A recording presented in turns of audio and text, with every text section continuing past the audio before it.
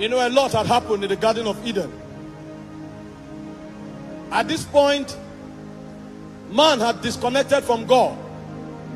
Man had violated the sacred code that God gave him, that gave him authority and rulership in the garden.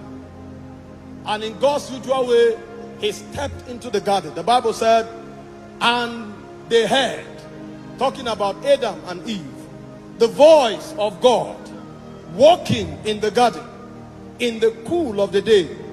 And Adam and his wife hid themselves from the presence of the Lord.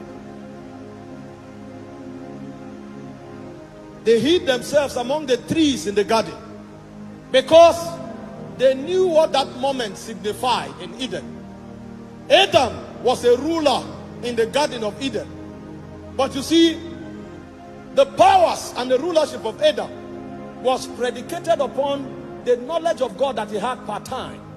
Because the goal of the government that Adam exercised was to bring about the nature of God superimposed upon everything that will be factored in the visible realm. So if Adam's government was accurate, Adam was supposed to make everything in the garden become a visible expression of God. So his government was to superimpose the nature of God on the visible creation. And the second thing about the government of Adam was to teach creation how to exhibit the character and the characteristics of God. And there was no way Adam could bring about that order of government except as he looked upon the countenance of Elohim. So from time to time, God walked into the garden. Meanwhile, it was not the face of God that showed up in the garden. It was not the glory of God that showed up in the garden. It was the voice of God. Because the dimension of God that came into the garden came to educate Adam about a syllabus that was not factored in the visible realm. God came to teach Adam God. Because there were many things Adam could learn in the garden. But the only way Adam could learn God was through koinonia.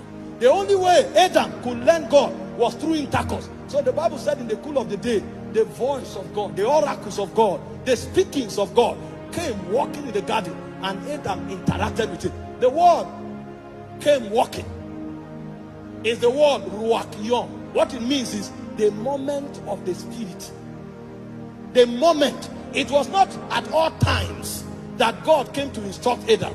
There was a particular window that opened in Eden when God effused into the garden. And when God showed up, Adam had capacity in the spirit to discern the invasion of God. And every time God came, there was an alignment order that Adam sustained in order to enter into intercourse with God. And when Adam interacted with God, God downloaded his dimensions into Adam. It was that dimension that Adam carried from that moment of intercourse that he brings into Eden. And when Adam shows up in Eden, what comes out of Adam is government, because he said, let them have dominion. But it was a strange kind of dominion. You know, the Bible opens up in Genesis chapter 1 verse 1. It said, in the beginning, God. Because before the beginning was, God was. So God was not part of the beginning. The beginning began from God. Because existence itself is in the bellies of Elohim. So Elohim was not part of the beginning. So he began to teach us that before the spirit realm was ever created, God was. Before the visible realm was created, he said God was. So it's important for any man that will strike a chord in the spirit on earth to travel beyond the beginning into God.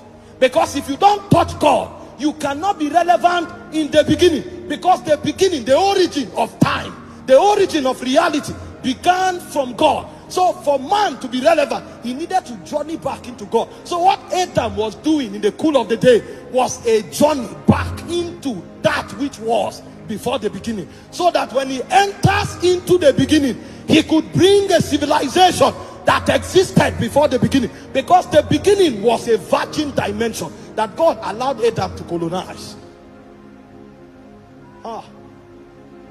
I'm looking for utterance. You know what I want to teach is not normal Bible study. I want to tell you the stories of God. I want to tell you the secrets of creation, the code of existence. Because life does not begin in the beginning. Life was before the beginning. And when the beginning ends, life continues. So the journey into God is an eternal reality. Hey,